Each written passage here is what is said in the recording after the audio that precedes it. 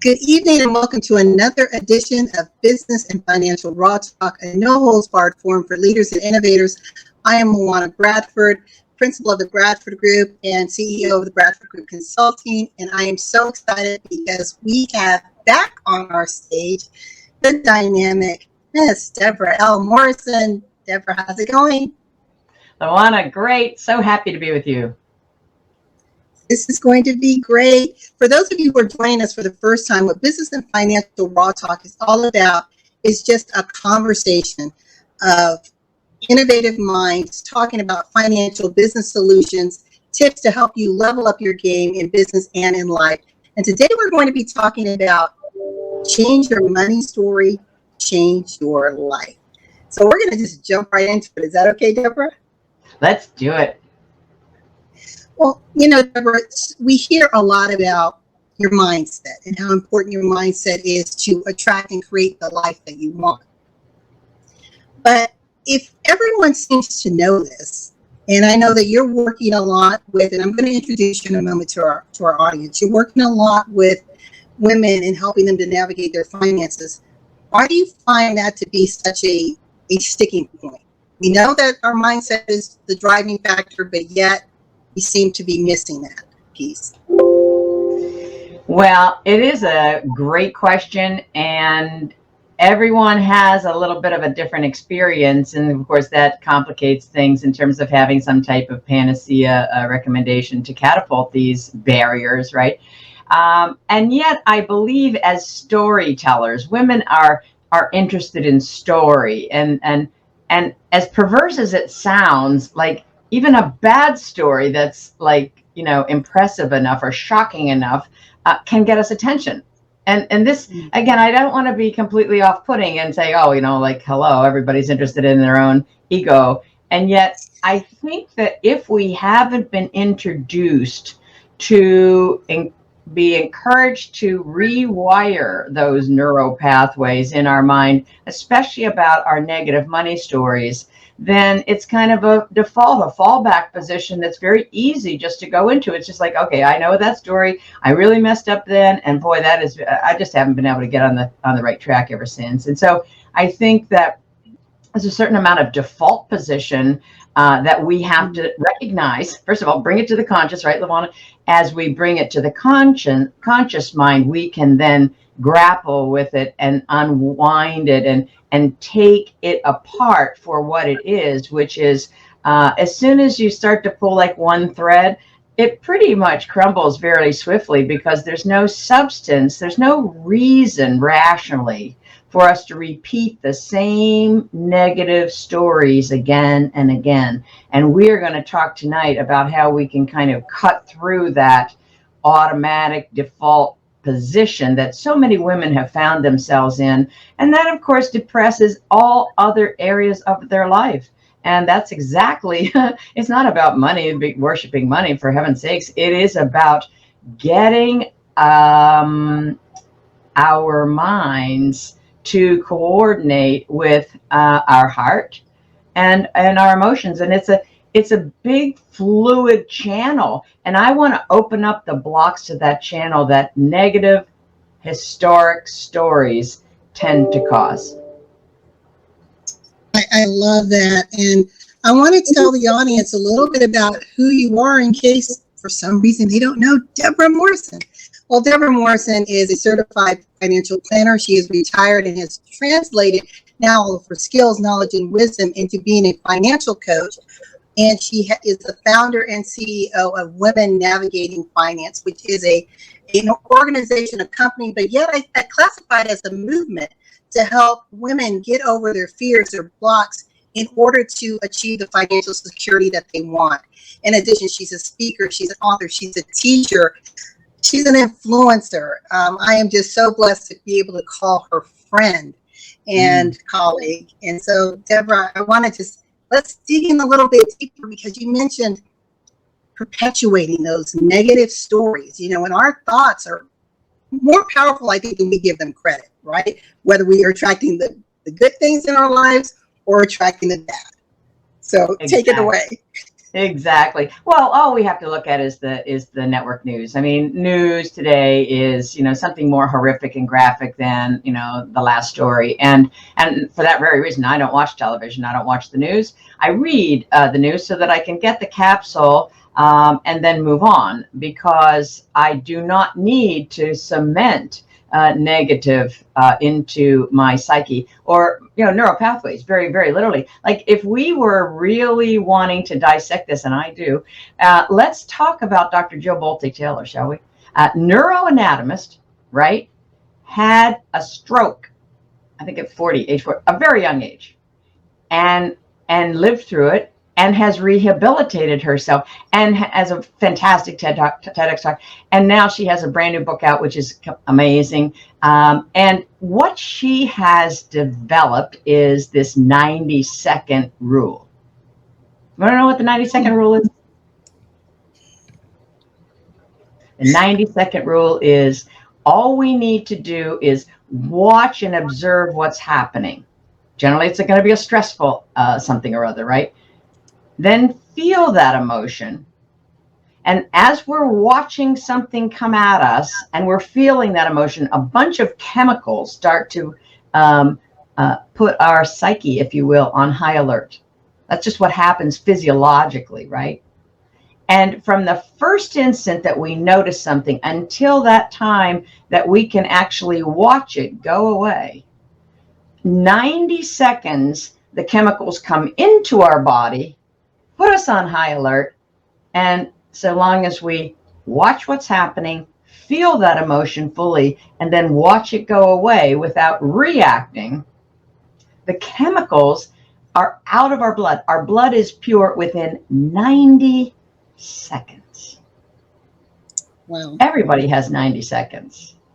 And so what we want to do is invite that kind of health, that kind of healthy response to horrible impetus, that kind of shocking news, if you will, be it your own illness, the illness of a friend or partner, and be able to receive it, feel it, and watch it go away, and then realize we have the power to put into motion various reactions, which will include strategies for our recovery. The reason doctors take the Hippocratic Oath is to heal people. And the reason we have hospitals and doctors and nurses and EMTs is to bring people from a state of less than full and great health to a better state of health.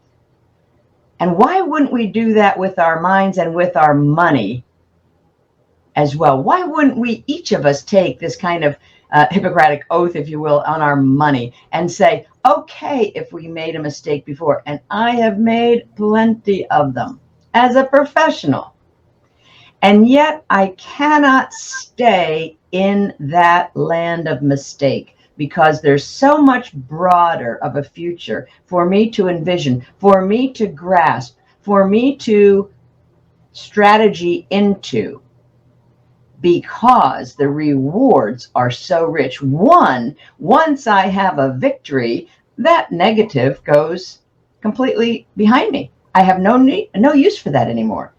And moreover, once I'm personally grounded and can approach life and finances, in my case, with a positive attitude, with a winning attitude, I then exude that kind of confidence to my family, my friends, and my coworkers. And that is the kind of energy I want us to promulgate, instead of getting stuck in the negative story.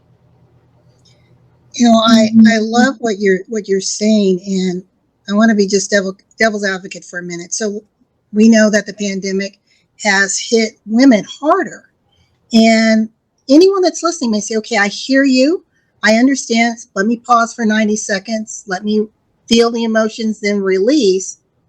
But then, Debra, you don't understand, I have to turn around and figure out, how am I going to feed these children? Mm-hmm. So, and I know you have techniques and tools that people can use to work through this. Can you give an example of how you would talk someone through understanding the reality does exist? There may be a current money crisis in your household. Mm-hmm. Mhm. But when we shift our mind and open up to the possibilities, I believe, then we can see those stepping stones to get out of what has currently entrapped us. Right, right. Well, let's tackle that. If in fact we can admit to, I've been here before. I've been in this like victim, if you will, story place before, and it's horrible. And I lost my job, and I don't know what in the heck I'm going to do next. And I want to invite us to realize that neuro linguistic programming taught me this: when emotions are high, intellect is low, and vice versa. So when we're emoting, and there's plenty of emoting, there has been plenty of grief in this pandemic and in life in general, always. And yet, I want us to emote and very literally set a timer, half hour. If you're not done in a half hour, set it for another 15 minutes. But when the second timer goes off, you say, okay, I've cried, I've whatever, I've wailed, I've beat the cushion with the tennis racket, I've released that emotion, and now I'm going to think. And never the two shall meet well, they do meet, but it always is muddled. Either we can't fully emote because we're trying to think our way out of it, or we can't think because we're emoting. And so just as simple as that, let's just have a season for emoting and have a season for thinking. And if we're facing a new situation that perhaps we don't even have a clue as to how to extricate ourselves, then we seek the advice of a professional, someone that can help us traverse this unknown territory. If we find ourselves in a rinse and repeat, oh, now we're in more debt, we're in debt, we've been in debt before. Well, then we need to address what is the secondary gain we're getting about being in debt or continuing to perpetrate that type of action. And I'm not attempting to say that life is easy, and for people that don't have a living wage and are struggling to make it, that this is something that I find that I'm mocking. I'm not. And yet, especially if you're feeling defeated monetarily, I want you to think about a different thought and share those feelings and your practical situation, that intellect part, with a certified financial planner, for example, even a trusted friend. I don't want us to do things that we have not had success in doing before alone, because we'll probably have the same result. So once we seek out a person to help us, just like an athlete seeks out a coach to come to the next level, if we're sinking instead of swimming, we need to keep our nose and our mouth above the water level. And repeating the story again and again, tends to cement the victim-like, and victims really don't have strategies because they've kind of put on the mantra and the mantle of victim. And I do not mean to be judgmental by the victim. And I know it's probably, that's like a Ripley's Believe It or Not to hear that. And yet we're either creators or reactors, right? And if you write those letters out as the same letters, CREATOR and REACTOR, the reactor's like, oh, here we are again. I'm broke. I don't know how to, I'm running out of money. And then the creator, see, all we do is change the order of the same letters, and we can become creators. And if you're beaten down to the extent that you don't have the imagination or the drive, that's when you seek help. And there are plenty of professionals, myself included, that give free money advice away. And I do not want a person that's in need, that is in a hole psychologically, can't even think about a different result, but please know that there is a way out, because there is. Debra, that have platforms set up to provide you with free advice, guidance. And I love what you said about repackaging, reframing, reactor, creator. Choose which side you want to be on. And how empowering is it to say, I am a creator. Despite the ash and trash that may have hit me, because life does happen, I can rise, I can be that phoenix, and I can shift my mindset, reprogram myself, change my money story, partner with individuals like a Debra Morrison, to help me to navigate the waters to build the financial lifestyle and security that I want. Right? Right. And I think, LaWanna, there's definitely a place to have the story told, to speak our story. And like Dr. Ted Klontz, I was interviewing him, and he says, Deborah, do you know what people need today? And he was wagging his finger, and I thought, and I'm racing through my head like, and he said, people need a good listening to. Wow. If you feel, women that are looking at this, if you feel that you have not been heard, then I want you to seek out a different person, and I want you to tell your story to that different person. I also suggest you're writing down your story on a piece of paper for you to reflect upon, because you're going to look back at that in 2 weeks and in 2 months, and you're going to say, wow, look where I came from, right? I think journaling is really important. And I want you to seek out at least one person, be it a trusted friend or a professional, be it a psychotherapist or a financial professional such as ourselves, and I want you to tell that story from A to Z. And once you feel heard, there's a certain sense of validation that's just like, okay, they get it. They heard me. They heard me, right? Like let's remember that Jack Canfield and Mark Victor Hansen with Chicken Soup for the Soul series got rejected 144 times. Jack Canfield. A lot of no's. Yeah. He said, "Oh my gosh, if we'd have stopped after 100, look what the world," and we would have lost. Obviously, J.K. Rowling, right? 12 publishers said, "Harry Potter? You serious?" How about Oprah Winfrey? We wouldn't even know about Oprah Winfrey if she stopped when she was completely abused and ran into so much systemic injustice and personal abuse and so forth. We wouldn't even have known who she was, let alone experienced the gifts that she always had inside. She told her story to people that listened, and she got outside help and a great deal of resolve. See, a commitment not to stay in the same story for, maybe one more day, depending on how long you've been in that story.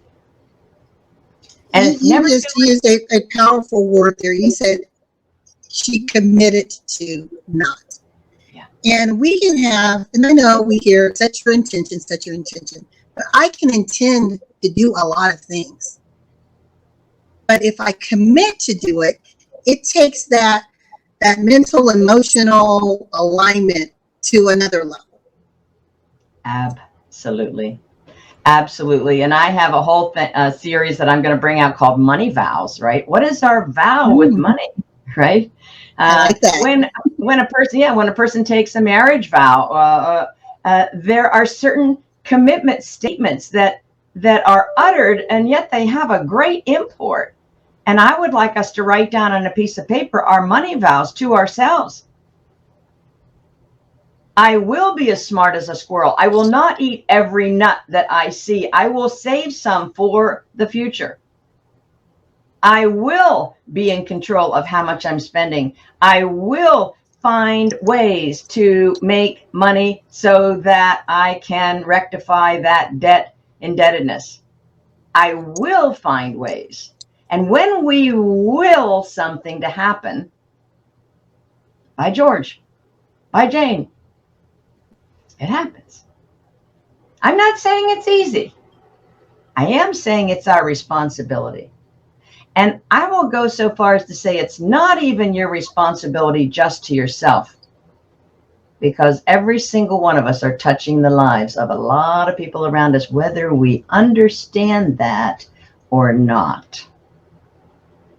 And no better examples than these stories of these little kids watching these adults, for example.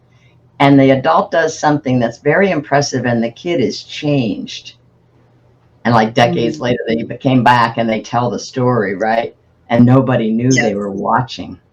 I'll tell you what, a lot of people are watching, your friends, your family, and most of all you. And when you lay your head on the pillow each night and you say, I willed to change this pattern, And in order to change a pattern and for it to stick, you've got to do it 28 days in a row. So this is not for the faint of heart, yet it is for the people who are sick and tired of being in the same place or being in a rut or having a hopeless feeling. If you are sick and tired of being hopeless, let's take the less off of it and engender the hope. And you may not be able to do it yourself. You probably are ill-advised to do it yourself, but I want you to emote yourself.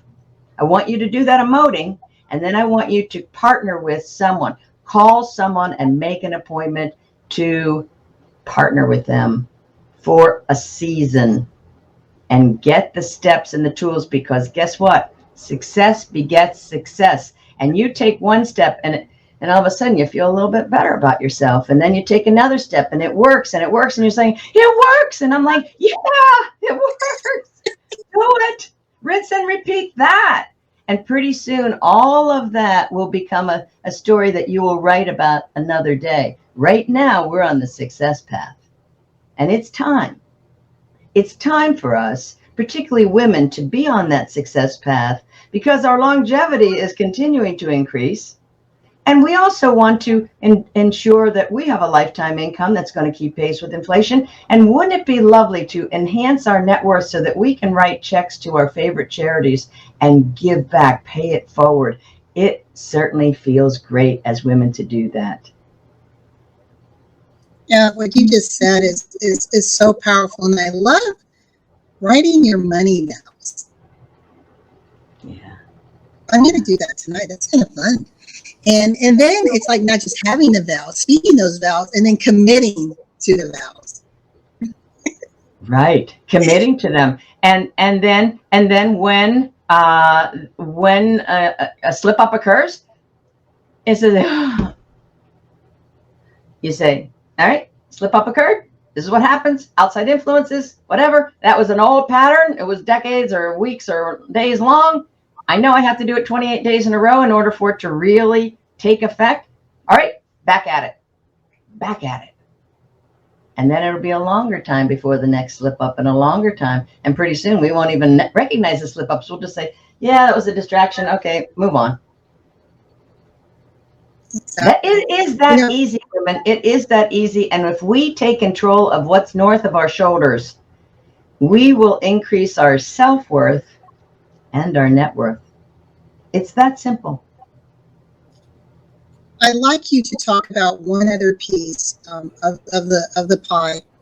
So we're shifting and changing our paradigm. We're making that commitment, writing our vows, aligning with that person that we can be accountable to, whether it's a friend, a financial advisor would be also nice to add to that equation.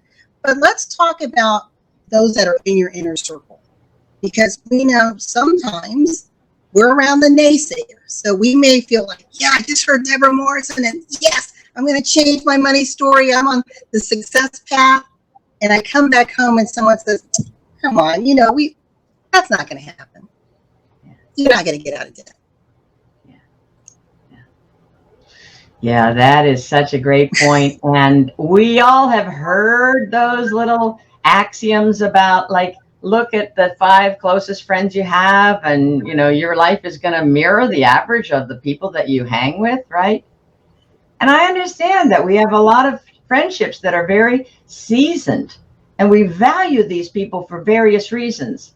But this may feel like a non sequitur to some, but like when I was talking with families and said, all right, you want to have a medical power of attorney, and the parents would say, well, that's this child, right? That's Betsy. Betsy be great for medical power of attorney. And instead of Betsy being the financial power of attorney, Betsy's cut out to be the power of attorney for medical. Jane may be the best financial power of attorney. You see how the skill sets need to match the job? And so you might have a friend that you lean back on, and they're typically not going to embrace your entrepreneurial spirit or your desire to change your step in this dance called life and progress towards our future. And so if you need a person to listen to you or to go to the movies with, that's the person. But I want us to finger a new friend or friends for whom we will gain the exact kind of partnering and the coaching that we aspire towards. So look around, women. Who is out there doing what you want to do? Because the NFL or any sports team, National Baseball League, Major League Baseball, they do not hire losing coaches. It doesn't happen. As a matter of fact, they hire winning coaches, and sometimes the winning coaches start to lose. And then what? They get fired, right? You want to seek out who it is that you would like to emulate and either grab them or grab their books and what they're blogging about and start to fill your mind with that. And if you end up at a lunch or dinner with a naysayer friend and they say, oh, you've said that so many times, Debra, how are we going to believe you now? And you just say to yourself, I think this time is different. And I think you say it like that. I think this time is different. This feels like my time. First of all, you don't know if you're just unleashing some permission for them to maybe think about them taking a little different step, right? But it defines you. You are marking your lot in the sand. You're saying, but I think this time it's different. In other words, like, watch me grow. Just wait, right? And so that's the kind of energy I want us to put out. I want us not to kind of do this in secret because we want to share this kind of thing. We maybe have our behavior changes may influence that of our friends. It may not. I'm not going to bank on that. Yet I want us to have our intentions out there with our circle of friends. And if the circle of friends continues to be naysayers, then we need to winnow the time that we spend with them down, and we need to increase the time we spend with winning strategies all the more.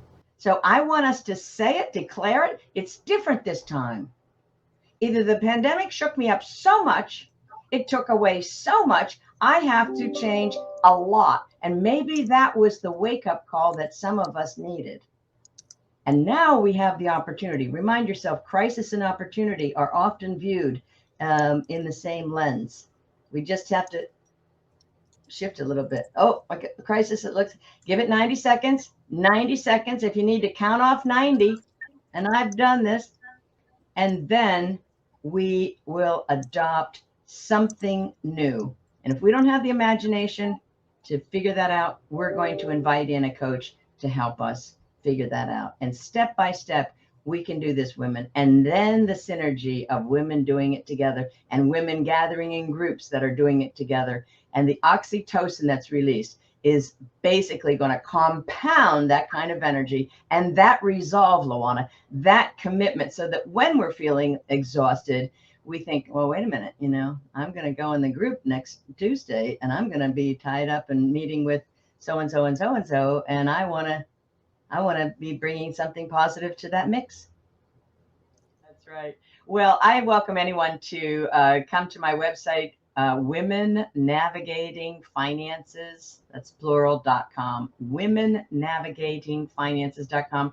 And if you put a /10 mistakes, the number 10 mistakes, you can get and download a little synopsis I put together. And it's not something that you'll Google. It's really Debra's 42 years. These are what I think are the 10 biggest mistakes women over 50 make and how to avoid them. And I did a video with each one, and then there's a written piece, so it appeals to the audio, the visual, and the kinesthetic people all in the same package. So grab that. It's a free resource. And then if you're wanting to know the tips and tools to become intentionally wealthy, I'm going to have a event next Tuesday. It's coming right up, October 26th.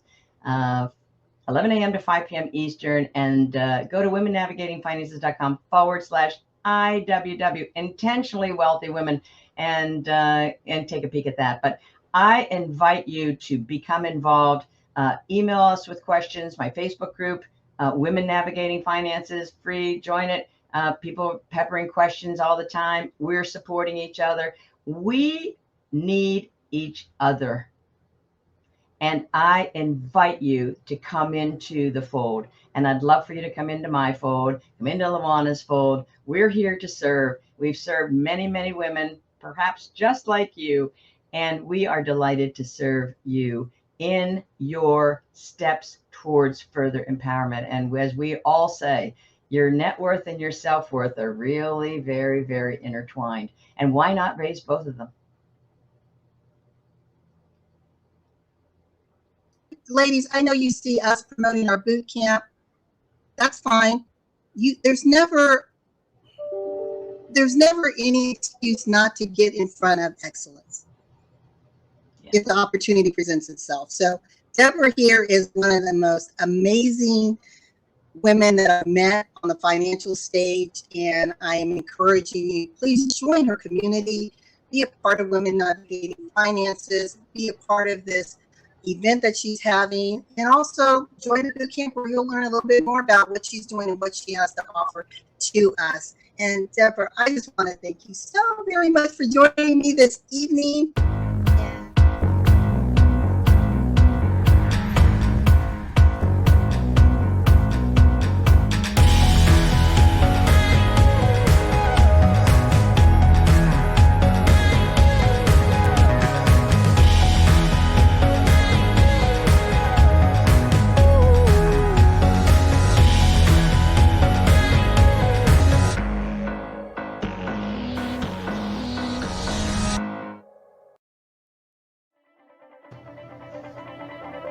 All right.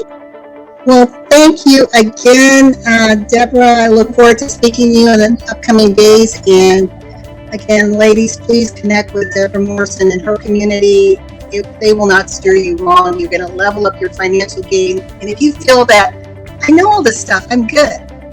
Trust me, the financial industry, just like every industry, is changing. There's new things happening every single day. So you want to tap in and tune in to someone who has their finger on the pulse of what's happening. So again, I encourage you to collaborate with Debra Morrison and her community, Women Navigating Finances. And again, Debra, thank you so much for joining me. And ladies, just remember that when your vision for your financial future, for your financial security align with opportunity, success is inevitable. Until next week. Good night, everyone. Thanks, LaWanna.